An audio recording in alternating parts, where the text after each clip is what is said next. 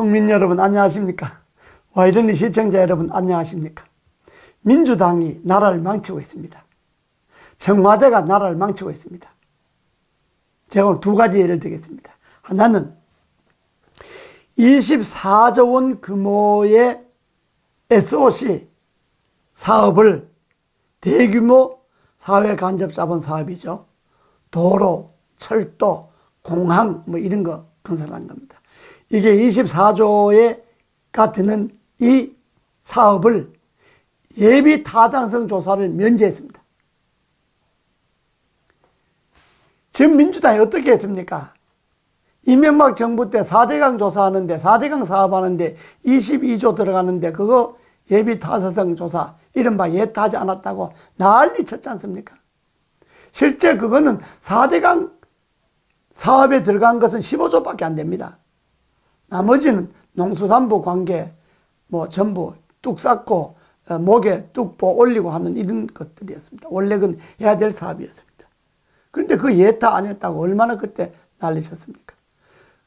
그렇으면 예비 타당성 조사를 사회간접자본이 들어가는 국가사업에 자기네들을 반드시 해야 되는 것 아닙니까?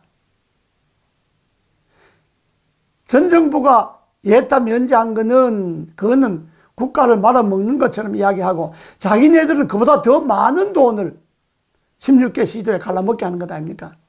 이건 선거용입니다. 선거용.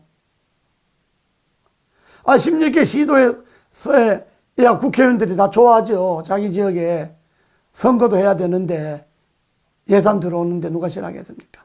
이건 나라가 망하는 겁니다. 예비 타당성 조사가 1999년부터 있었는데 왜 해야 됩니까?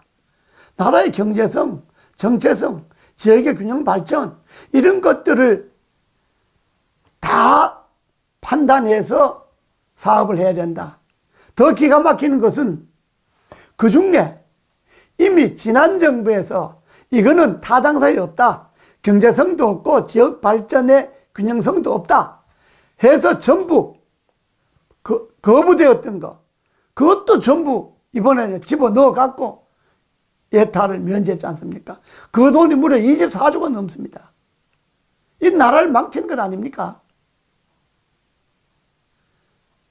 청와대나 민주당이나 이렇게 하면 안 됩니다. 지난 정부의 잘못이 있었다면 그것은 자기네들은 바로잡을 생각을 하고 그 잘못을 다시 범하지 않을 생각을 해야지, 마치 지난 정부의 잘못한 것을 그때 녹여놓고 지금은 마치 지난 정부도 그렇게 했으니까 우리도 그렇게 한다는 식으로 하면 이 나라가 되겠습니까? 나라를 더 이상 망치지 마십시오. 청와대도 그렇고 민주당도 그렇고 당신네들이 집권했다고 나라를 이렇게 점차적으로 망가뜨려도 되는 건 아닙니다. 이 나라는 국민의 나라입니다. 감사합니다.